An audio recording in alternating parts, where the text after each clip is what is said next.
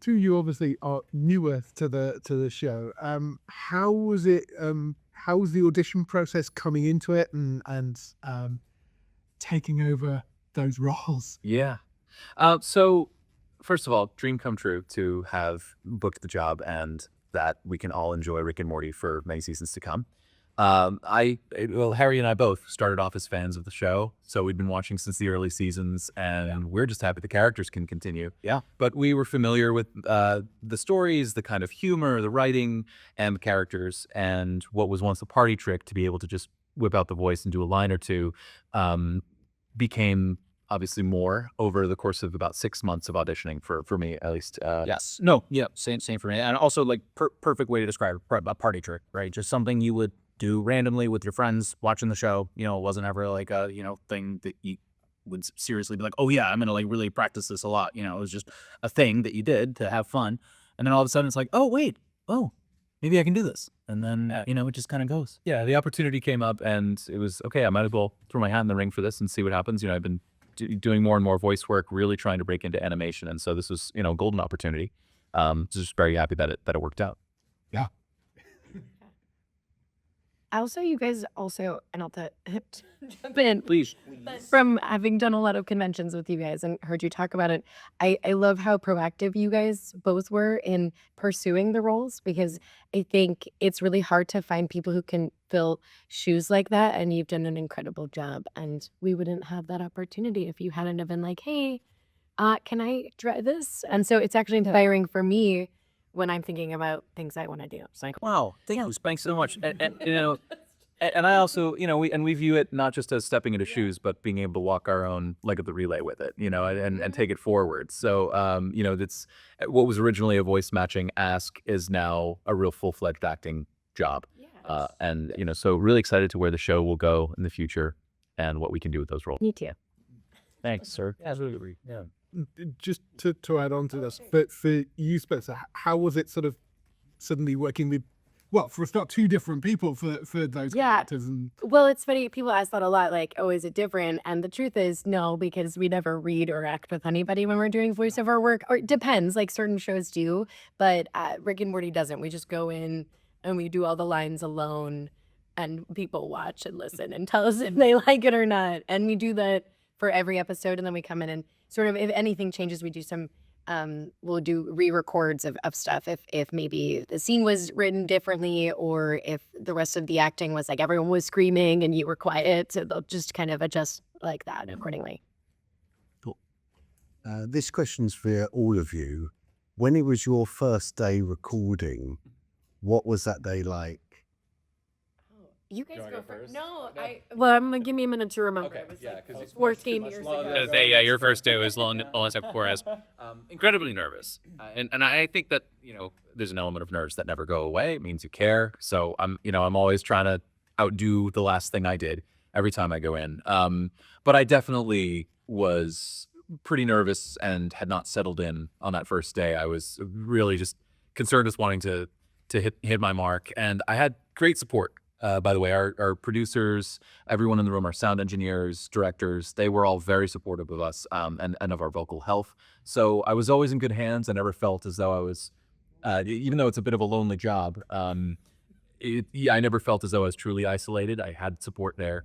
But I thought, if I messed up one line or I was, it took a little longer to warm up, that was going to be it. And so I didn't want to mess up. Exactly the same for me. Yeah, I was so nervous, and I also was like, they told me, they were like, yeah, we're gonna have you record it from home, and I was like, oh, okay, all right, that means that if anything goes wrong, like with my laptop, and like I have to fix it, and like I don't know how to do that, and I'm also in my like childhood closet that I had kitted out to be a sound booth, like it had phone, it was very professional setup and everything, but like It was appropriate for Morty. Yes, yeah. So like I cobbled together this little thing, and I'm just like, I hope this is good enough. And then it was also July in Chicago in this closet. It was like I was pouring sweat. It's like part of that is weather, part of that is just nerds and like wanting it to be good enough. And I was like, I'm sorry.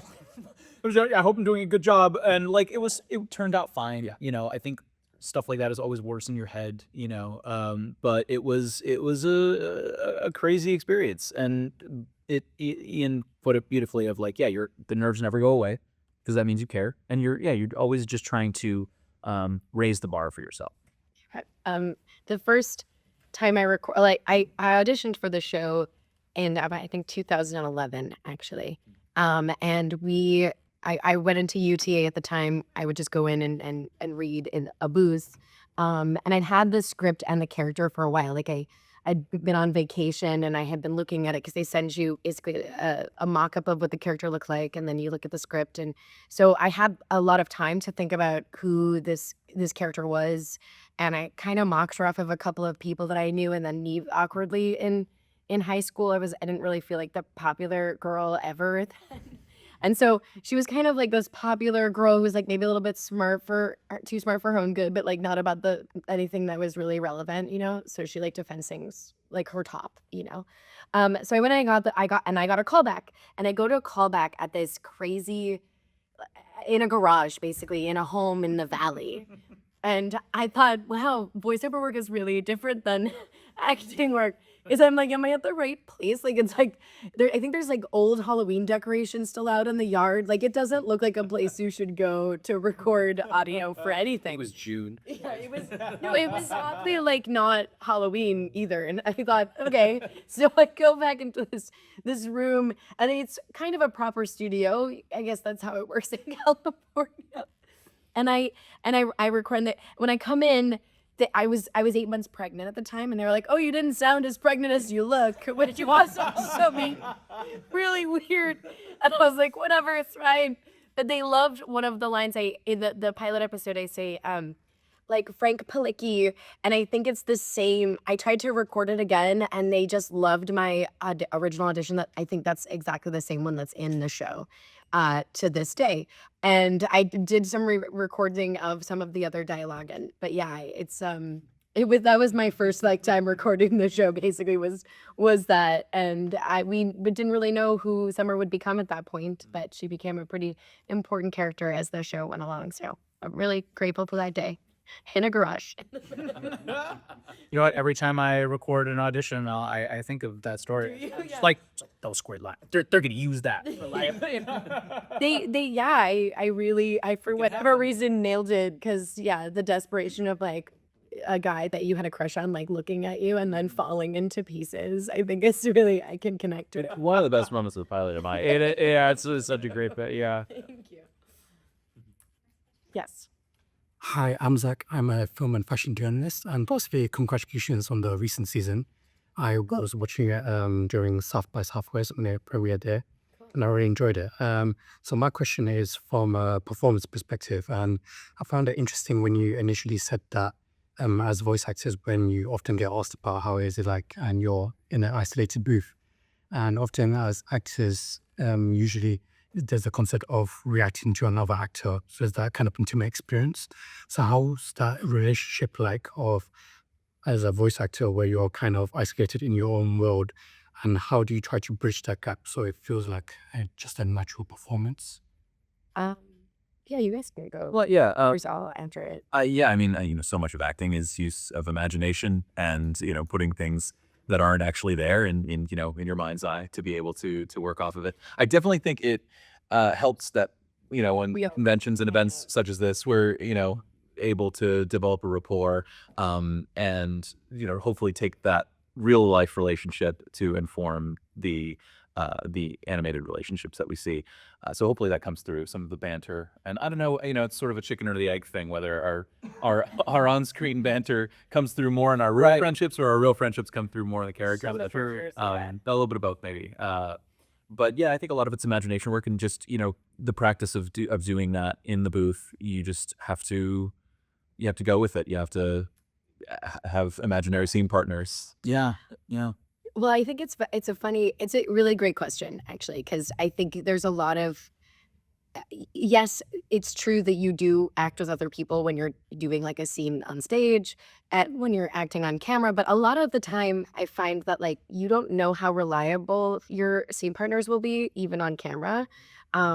More often than not, they might not know their lines. They might be having they just don't help you at all because they're not on camera. But once they're on camera, then they care. And sometimes they're not even there. Sometimes they're just acting to a piece of tape. So I actually found that doing voiceover work was a little easier sometimes just because I could create the reaction in my mind of what I thought somebody would do without the other person there like ruining the opportunity to be doing a great acting. And then if I did it wrong, I could just do it one more time. Or if I get like, sometimes I'll do a line and I'll get an idea when I do it that it would be funnier if I just kind of adjust this word this way or this cadence this way. And so it's really freeing and imaginative work because you say it once and you're like, oh, I got one more. Hold on, let me do this one. And then you can just do it immediately, which allows you a little bit more creative freedom and than when you're on camera where you have to finish the scene out. But yeah, I mean, there's some notoriously famous actors who will only do their on-screen dialogue and then leave. That's like a real thing. Acting opposite a tennis ball or something. Yeah, like you that. just Is that right? and sometimes when the camera's like really close and they're they call it like the line, right? When you're like really the eye line, when you're really close to the eye line, an actor can't be there because the camera or the camera operator is in the way. So they'll just put like a little X tape and and you just look at that, even if the actor's in the room, like right now, like I could be like talking to you, and you're saying your lines, but I'm like literally looking like at this thing. And so you get really used to it. Those kind of tricks really do exist. But when you watch a scene and the two people are really acting in them and you can feel something happening, I think it does translate. It's just not necessary, really. Yeah. We had a blast. We did a live table read at San Diego Comic-Con as a staff. Do you remember what acting was like? It was so fun. Yeah, we don't get the chance to read through our own scripts as a full cast together, and this really gave us a chance to. So that was a really fun moment. But as you're saying, VO is a translatable skill, and I think maybe contrary to what a lot of people might think about it informs the audition process now. I think because you never can control the reader that you're going to get at an audition or a callback, and so if you have the VO skill of being able to create your own opposite performance, you can bring that into on-camera work. I think the work that we do on this show in particular, because we are on our own when we record, probably just makes us better on-camera actors. That's true. And I'd like the casting world to take note. Yeah. On that note, I think it's safe to say you're more known for your voices than your faces. How often does it happen when you're out in public, maybe just paying for a cup of coffee or something, just, oh, I know your voice. Does that ever happen? Very rarely. Oh, really? Even though my voice is basically this voice. Very, very rarely. But it has happened. It has only very rarely happened because somebody will be like, oh, I was like, oh, I work in voiceover work or something. And they'll be like, wait, what character do you play? I'll be like, I do Rick and Morty, and I'll say something. They're like, oh, yeah, I kind of hear it now. But I feel like Summer's a little bit more, I have like a lower register the way that I normally speak. And I think she's also a little bit more like, a little bit more in that direction than I am in real life. But I'm wondering if anyone's ever actually recognized me without somebody in my family like outing me to someone, or be accidentally outed. So it's out. Or we were in Gatlinburg last week, which is in Tennessee, and we went to Dollywood, which I guess is what Gatlinburg's really known for. Dollywood, Very fun. yeah, Dolly Parton's amusement park, basically. If you didn't know what, but to break it down. And we were on the bus and we were talking to on whatever the bus, the trolley. Yes, the trolley. And I was talking about like working on Rick and Morty or like working alone. And he was like, "Do you guys work on Rick and Morty?" I went, "Oh yeah." Here we go. They're like, "Can we get a photo?" It's like, okay, sure. But I basically outed myself on the show. She was like, when I work on Rick and Morty. Hope nobody asks us about our work on Rick and Morty. But no, I haven't. People have asked me that before. Do you just go into a comic book shop and see if anybody will recognize you? And I since somebody asked me that every time I go into a comic book shop, I'm hoping somebody does. But nobody ever does. So You pick up some of the merch as though I'm like, oh, do you have any This would look great to sign. Rick and Morty comics? yeah, I don't know. Yes, we get to maintain some anonymity. Oh, in the world. Yeah. And then you're on about, and then be banished at a place like Or sometimes, somebody will say they don't even like the show, and then it's really awkward if you tell them you're on it, later. That's kind of the right. Are you They're a like, Rick and oh Morty yeah, fan? no, I don't watch that. Okay, well, There's still time. I think my brother does, or whatever. Yeah. Which means that there's plenty of new fans yet to be made out there who are excited. We're excited for 100 years forever. For those who have not yet watched. Plenty of people come up at these at the Comic Cons, at the conventions, and it'll be like a couple, and one of them is a big fan, and the other one doesn't watch the show, and then I'm like, all right, like they're get them to watch the show. No, and then like the next day they'll come up and be like, I watched 3 episodes last night. It was so good. Like I'm a new fan, and it's really great. That is. It's good that you're doing that. I'm just like, oh, cool. It's such a good show, man. People got to So see. you take it off their reactions, they see the different prints from the show, and what is that moment from? About sparks some curiosity, context. And season 8 is out and available, I think, to the UK audiences now too. I believe it's already been broadcast, and I think it's on HBO Max and everything now too. Yeah. So You don't have that. Whatever. Is it on? Yeah. What do you guys have? It does broadcast on Channel 4. And E4. Yeah. I feel like I've done promos for E4. Yeah. It was on E4. It's not going to be from next June. Brooke Jr. He gets. Okay, so it's coming soon. Okay. it's on Hulu as well, I think, right? It should be. It's G by now. Yeah, I think so. Do they have? As of about 2 weeks ago. Sort of. We're just saying These words that make no sense. I imagine, I think demand will drive that. So just, plead for Rick and Morty. Be on HBO Max when next year. It might be on Netflix. I feel like in France it's in Netflix. I think it was number 1 on Netflix for a while. I think we overtook Bridgerton. Channel 4 has the best screen device for many years. Channel 4 data, yeah. No, they've lost. And now they've lost. So is it Hulu or Netflix? To be just It will be HBO Max from the new year. Right. I mean, no. We watch season 8 now. You can't. I've seen You're it. gonna have to You pay can. However you watch season 8. You watched it. It was legal. It was legal, and you watched it. Stuff on YouTube. Yeah, there should be. However you watch it, we hope you enjoy season 8. Yeah, and we've been recording season 9, and that We have we no don't have idea a date of when it comes out. But But we're excited for the world to see that too. Yeah. I think the writing's getting better and better. I mean, we can get press queers. So. that you guys can see it, no problem. There you go. Yeah, perfect. I'll just jump in. I think I'll have one more question. Yeah, if you have anything. Is it possible we could get you doing the voices? Oh, Because it would be, unless you Trying to limit it for that. Yeah. So We like to watch the show to get the voice right. We preserve it for vocal milk as well. I do have another question though.